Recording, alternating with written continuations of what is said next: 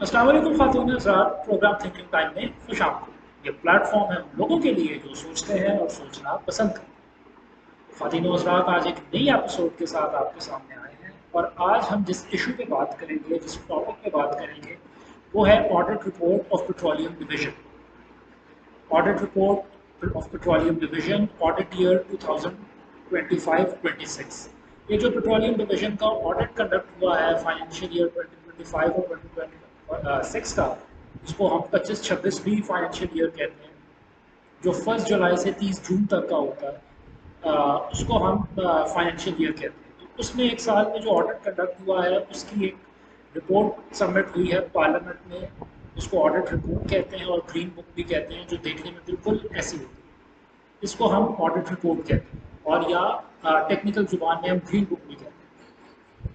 इसके ऊपर हम हवाले से डिस्कशन करेंगे, लेकिन उससे पहले मैं आपको पहले थोड़ा सा ऑडिट का साइकिल समझाऊंगा कि ऑडिट एग्जीक्यूट शुरू कैसे होता है, प्लान होने के बाद एग्जीक्यूट कैसे होता है, रिपोर्ट कैसे होता है और फिर वो किस तरह कंटिन्यू होता है। बेसिकली हर साल ऑडिटर जनरल ऑफ पाकिस्तान अपने जो फील्ड ऑडिट ऑफिसर्स होते हैं, जो 30 के करीब फील्ड ऑडिट ऑफिसर्स हैं, जो प्रोविंशियल डिपार्टमेंट्स के, फेडरल डिपार्टमेंट्स के, गवर्नमेंट के, प्रोविंशियल गवर्नमेंट्स के, प्रोविंशियल फेडरल गवर्नमेंट के, डिविजन्स के और मिनिस्ट्रीज का ऑडिट कंडक्ट करते हैं। जिस तरह ये पेट्रोलियम डिवीजन का ऑडिट रिपोर्ट आपके सामने आएगी, तो इसका जो फील्ड ऑडिट ऑफिसर है, जिसको petroleum and natural resources audit कहते हैं, उसने ये ऑडिट कंडक्ट किया।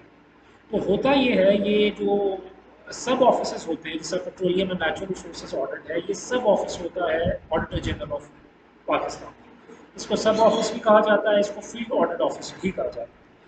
तो हर साल जो फील्ड ऑडिट ऑफिस होता है वो अपना एक एनुअल प्लान बनाता है।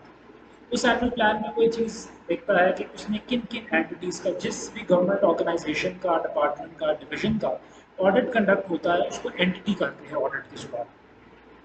तो फील्ड ऑडिट ऑफिस जो है वो ये डिसाइड करता है कि इस साल उसने कितनी फील्ड ऑडिट एंटिटीज़ का, सॉरी, कितनी ऑडिट एंटिटीज़ का ऑडिट करना है, कितनी गवर्नमेंट एंटिटीज़ को ऑडिट करना है और उसका किस तरह प्लान करना है, किस डेट पे शुरू करना है, किस डेट को कंक्लूड करना है, किस तरह उनको हमने इंगेज करना है। सॉरी, टूर प्लान बनता है पूरा, पहले एक ऑडिट प्लान बनता है, उसके बाद एक टूर प्लान बनता है।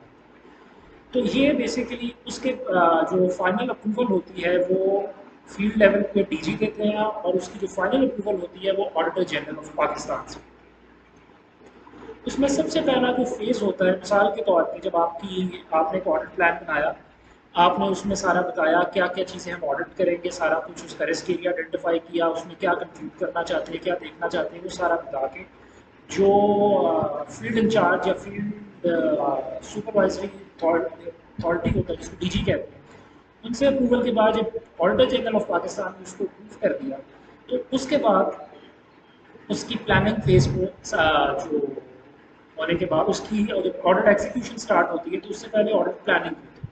ऑडिट प्लानिंग में ये स्टेज होती है जिसमें हम जिस एंटिटी को ऑडिट करने जा रहे होते हैं उसको हम लेटर से कम्युनिकेट करते हैं कि इस डेट को हम आपके पास आएंगे, इस डेट को हमारा ऑडिट स्टार्ट होगा, इस डेट में कंक्लूड होगा और हमें ये डॉक्यूमेंट्स आपसे रिक्वायर होंगे, जिस बुनियाद के ऊपर हम आपको ऑडिट कंडक्ट करेंगे। ये होता है प्लानिंग फेज। प्लानिंग फेज में हम ये तय करता है फील्ड ऑडिट और एग्जीक्यूशन या ऑडिटर की उसने जाके देखना क्या क्या और रिकॉर्ड कैसे लेना है और क्या क्या रिकॉर्ड। जब ऑडिट कंडक्ट शुरू होता है उसको हम कहते हैं एग्जीक्यूशन का फेज। एग्जीक्यूशन के फेज में हमारे पास 10 से 15 दिन होते हैं। उसके अंदर हम डिफरेंट ऑडिट ऑब्जर्वेशन इशू करते हैं। जब ऑडिट ऑब्जर्वेशन इशू हो जाती हैं और जब ऑडिट कंक्लूड होता है, तो उसकी कंक्लूजन के बाद हम एक एग्जिट मीटिंग करते हैं। अगर पेट्रोलियम डिवीजन की मीटिंग है तो हमने ये देखना, ऑडिट है तो हमने ये देखना कि पेट्रोलियम डिवीजन के किस ऑफिस का ऑडिट है और उसका इंचार्ज कौन है उस ऑफिसर का और हमारे ऑडिट ऑफिसर की आपस में एक मीटिंग होती है जिसको एग्जिट मीटिंग कहते हैं। एग्जिट मीटिंग में ये होता है कि ये हमने आपको ऑडिट ऑब्जर्वेशन है, ये उसके सपोर्टिंग डॉक्यूमेंट्री एविडेंस है जिसके ऊपर हमने ऑब्जर्वेशन इशू की, ये हमारी रिकमेंडेशन, लिहाजा इसका रिप्लाई सबमिट किया। वो पहले वर्बल डिस्कशन होती है। वर्बल डिस्कशन करने के बाद उसका रिटन रिप्लाई होता है। रिटन रिप्लाई जो होता है वो ऑडिट इंस्पेक्शन रिपोर्ट का हिस्सा होता है।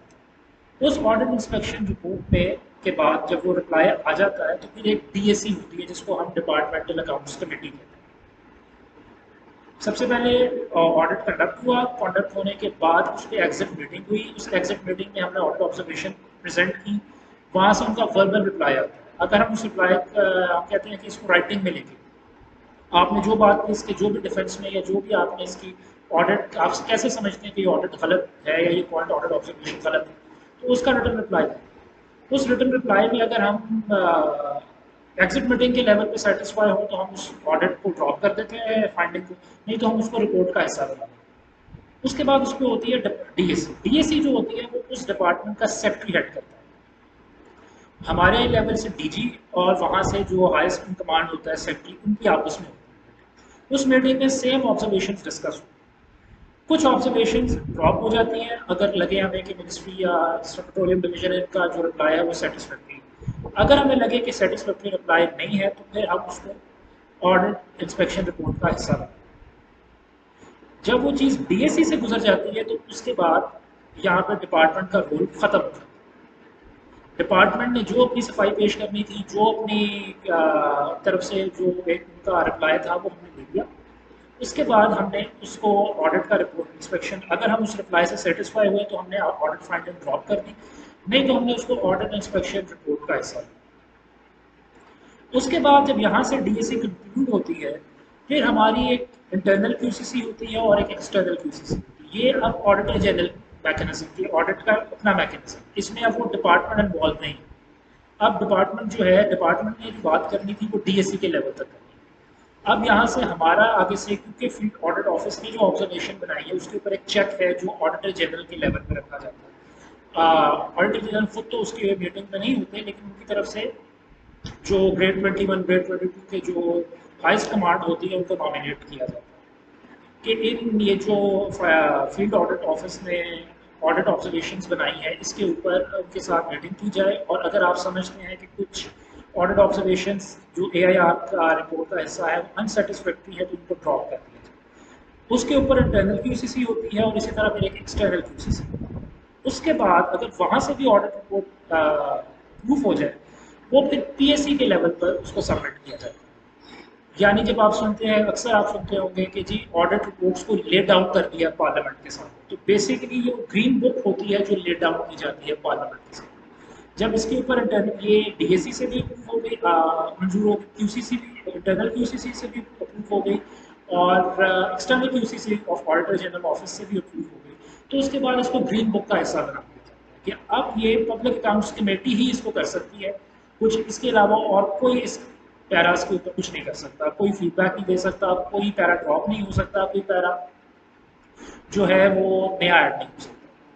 लिहाजा जब ये कोई चीज़ पार्लियामेंट का हिस्सा बनती है या पीएससी के लेवल पर सबमिट होती है तो उसको हम ग्रीन बुक कहते हैं और ऑडिट रिपोर्ट कहते हैं।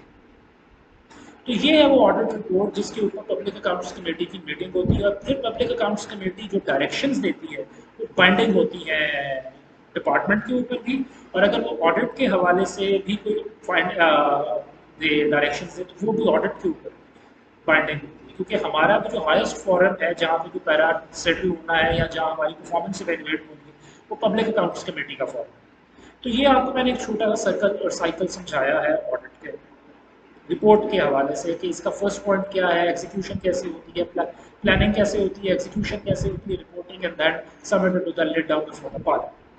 तो ये है एक ऑडिट साइकिल। लिहाजा इस बुनियाद के ऊपर हम ऑडिट रिपोर्ट, ऑडिट पैरास को डिस्कस करेंगे जो पेट्रोलियम डिवीजन के हवाले से सामने आए हैं 2025 और 26 की ऑडिट रिपोर्ट। लेकिन उससे पहले थोड़ा सा इंट्रोडक्शन आपके सामने रखेंगे इस पेट्रोलियम डिवीजन का। बेसिकली पेट्रोलियम डिवीजन का ये जो एग्जिस्टिंग डिवीजन है ये स्टैब्लिश हुआ था अगस्त 2017 में। उससे पहले ये जो मिनिस्ट्री ऑफ एनर्जी के नीचे ये स्टैब्लिश हुआ है। उससे पहले ministry of petroleum and natural resources and power division of ministry of water and power, यानी मिनिस्ट्री ऑफ नेचुरल रिसोर्सेज और ministry of power water and power को जो है मर्ज करके एक मिनिस्ट्री क्रिएट की गई, मिनिस्ट्री ऑफ एनर्जी, और उसके नीचे दो डिविजन्स बना दिए गए, पावर और पेट्रोलियम। तो ये पेट्रोलियम डिवीजन है जो मिनिस्ट्री ऑफ एनर्जी के नीचे है। तो बेसिकली इसकी ये जो नई फॉर्म है, जो नई हैयत है, ये 2017 में। पहले ये पेट्रोलियम और नेचुरल रिसोर्सेज की मिनिस्ट्री के नीचे इसको डील किया जाता है। फिर उस मिनिस्ट्री को मिनिस्ट्री ऑफ एनर्जी कहा गया और इस पेट्रोलियम डिवीजन को डिवीजन डिक्लेयर करके इसको मिनिस्ट्री ऑफ पेट्रोलियम एनर्जी का हिस्सा बना दिया। बेसिकली जो डिवीजन होता है वो मिनिस्ट्री के अंडर होता है। तो ये है इसकी एग्जिस्टिंग फॉर्म। ये थोड़ा सा इंट्रोडक्शन है। इसके जो रिस्पॉन्सिबिलिटीज़ हैं वो हम बारी बारी देख लेते हैं। पहले responsible for coordinating the development of Pakistan energy and mineral resources कि ये जितनी भी पाकिस्तान के अंदर एनर्जी और डेवलपमेंट नेचुरल रिसोर्सेज के हवाले से प्रोडक्शन या एक्सप्लोरेशन होती है उसकी कोऑर्डिनेशन उसकी रिस्पॉन्सिबिलिटी मिनिस्ट्री ऑफ पेट्रोलियम की है। It mandates includes ensuring the availability of secure and sustainable energy supply to support economic development कि जितनी भी सस्टेन एनर्जी सप्लाई को इस लेवल पे सस्टेनेबल करना भी इसके मैंडेट में आता है जहाँ से एक इकोनॉमिक डेवलपमेंट को वो सपोर्ट कर सके। Facilitating and promoting the exploration and production of oil gas and mineral resources in the country कि जितनी भी एक्सप्लोरेशन होगी ऑयल एंड गैस की रिसोर्सेज की वो मिनिस्ट्री ऑफ पेट्रोलियम डिवीजन देखेगी, वो उसके मैंडेट का हिस्सा है। तो ये इसकी प्राइमरीली रिस्पॉन्सिबिलिटीज़ है कि इसने रिसोर्सेज को रेगुलेट भी करना है, एक्सप्लोरेशन को भी देखना है, कोऑर्डिनेशन भी इंटर डिपार्टमेंटल क्रिएट करनी है। तो ये इसके मैंडेट का हिस्सा है। लिहाजा ये पेट्रोलियम डिवीजन का जेडी है या जॉब डिस्क्रिप्शन। अब हम इस जेडी को सामने रखते हुए इनका जो फाइनेंशियल ईयर 2025-26 का जो कंप्लाइंस ऑडिट हुआ है, जो एक्सपेंडिचर का ऑडिट हुआ है, उसके हवाले से कुछ ऑडिट पैराज आपके सामने रखते हैं। तो सबसे पहला जो ऑडिट पैरा है वो है non short realization of non tax receipts and obligations. पहला पैरा ये कहता है कि non realisation of 15% wellhead value of petroleum produced along with late payment surcharge 924.339 million का, यानी 924.339 मिलियन की एक वेल हेड की पेमेंट थी जो 15% ये हर प्रोडक्शन के ऊपर गवर्नमेंट को सबमिट करवाते हैं। तो 924 मिलियन की अमाउंट कम सबमिट की है और गवर्नमेंट ने इनसे 900 इस डिवीजन ने 924 मिलियन की अमाउंट इनसे रिकवर नहीं की। According to the clause 4 of petroleum exploration rule 35 of petroleum rules, DGPC यानी पेट्रोलियम कंसेशन इसको कहते हैं, director general petroleum concession, can renew the lease for another 5 years term against payment of amount equivalent to 15% of the wellhead value to the government। कि कोई भी production company अगर 15% wellhead value ये होती है कि आपने कोई चीज़ एक्सप्लोर की है, पेट्रोलियम प्रोडक्ट को एक्सप्लोर हुआ है, उस वेल से निकला है और जो उस वक्त उसकी कॉस्ट थी, एक कॉस्ट वो है कि जो वहाँ से एक्सप्लोर होके ट्रांसपोर्ट होके कंज्यूमर तक पहुँचता है, लेकिन वो कॉस्ट ऐड होके जो एंड प्रोडक्ट की रिटेल प्राइस बनती है, एक वो कॉस्ट होती है, लेकिन वो टोटल प्राइस होती है, लेकिन उसकी कॉस्ट का वो हिस्सा जिसमें ना ट्रांसपोर्ट शामिल है ना एंड प्रोडक्ट की कॉस्ट शामिल है, सिर्फ वो वेल हेड वैल्यू जो at the time of exploration उस वेल हेड से निकली, उसका 15% आपने गवर्नमेंट को जमा कराना होता है अगर आपको कोई लीज ग्रांट की गई है और अगर लीज आपको रिन्यू होकर मिली है। तो ये इसका 15% इस कंपनी से इन्होंने रियलाइज या रिसीव नहीं किया।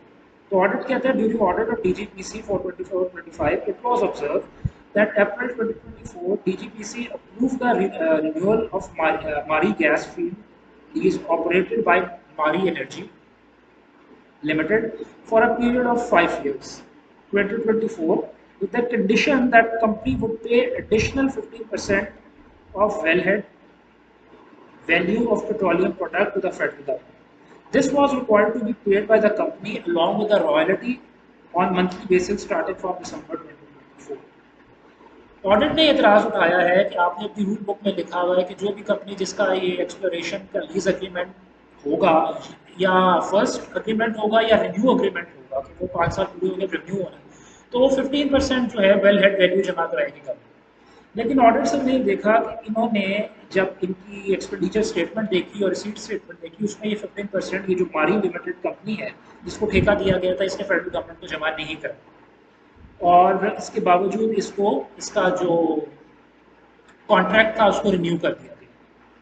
एक ये इन्होंने जो अमाउंट है नहीं जमा कराई, दूसरी जो बड़ी अमाउंट थी कि क्योंकि इन्होंने एक 15% जमा कराना था वो नहीं कराया, और अब साथ अमाउंट ये है कि अब अगर ये जमा कराते हैं तो लेट पेमेंट सरचार्ज भी इन पे लगे, लिहाजा वो भी वसूल किया जाए। वो बनता है 16,000 मिलियन।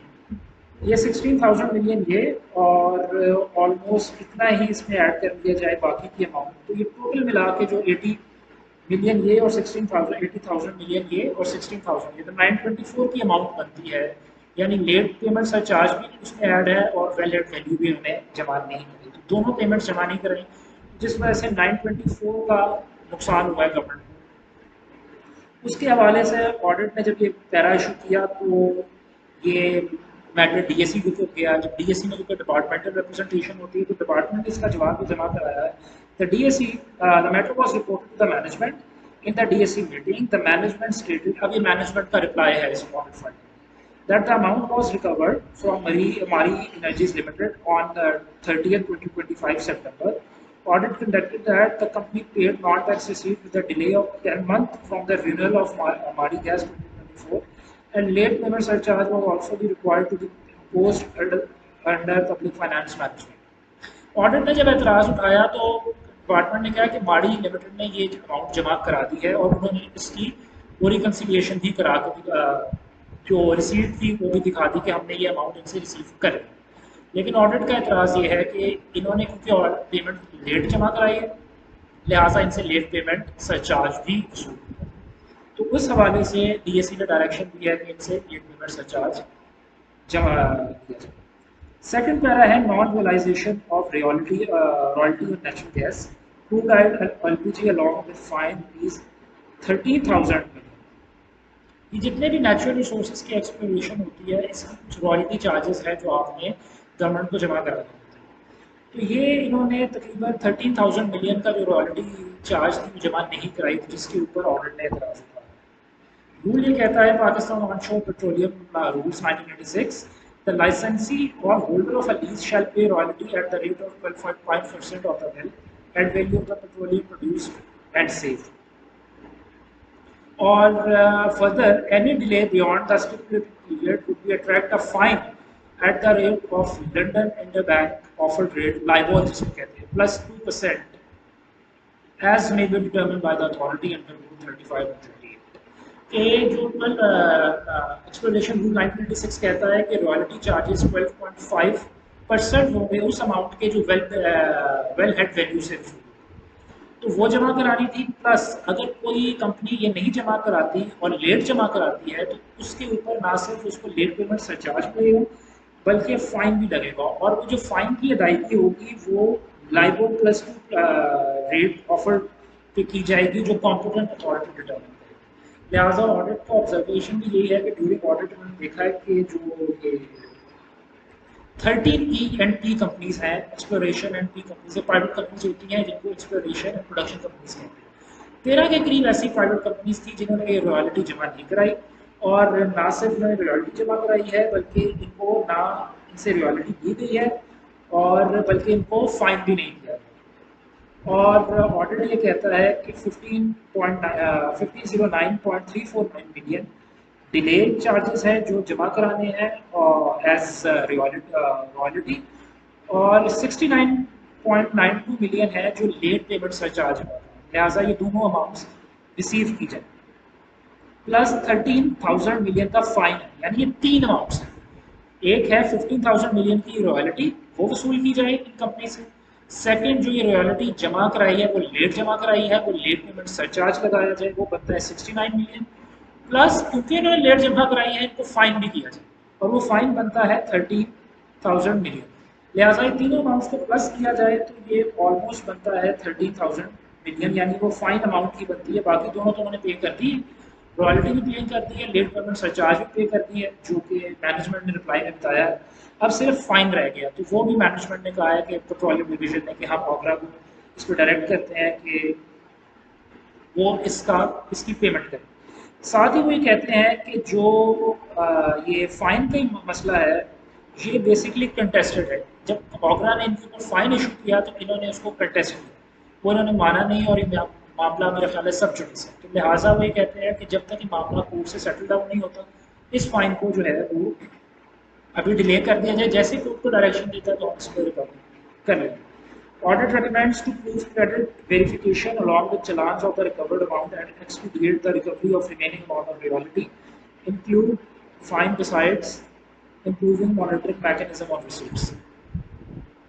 ऑडिट एक है कि ठीक है आप रॉयल्टी आप रिसीव कर चुके हैं तो इसकी जो रिकन्सिलिएशन स्टेटमेंट है हमने वॉचर्स दिखाएं कि कहाँ रिसीव हुई है इसका कोई रिटर्न एविडेंस हमें दें जो हम अपनी फाइंडिंग के साथ लगाएं और इस पैरा को हम देना सब्जेक्ट टू वेरिफिकेशन को कहा जाता है कि आप वेरीफाई कराएं तो हम पैसे पैरा सेटल कर देंगे। Non realisation of gas development, ये para 3, non realisation of gas development surcharge from PPL 13,000। आपको पता है जिस तरह ये जो जीडीएस जिसको कहते हैं गैस डेवलपमेंट सरचार्ज के, अगर आप कोई भी वो करेंगे नेचुरल गैस को सोल्ड करेंगे एक्सप्लोर करने के बाद, जितनी भी ये एसएनजीपीएल है या ये सुई गैस है या बाकी सोल्ड करेंगे तो उसकी कुछ सरचार्ज अमाउंट है जो आपने गवर्नमेंट की ट्रेजरी में जमा करा दी।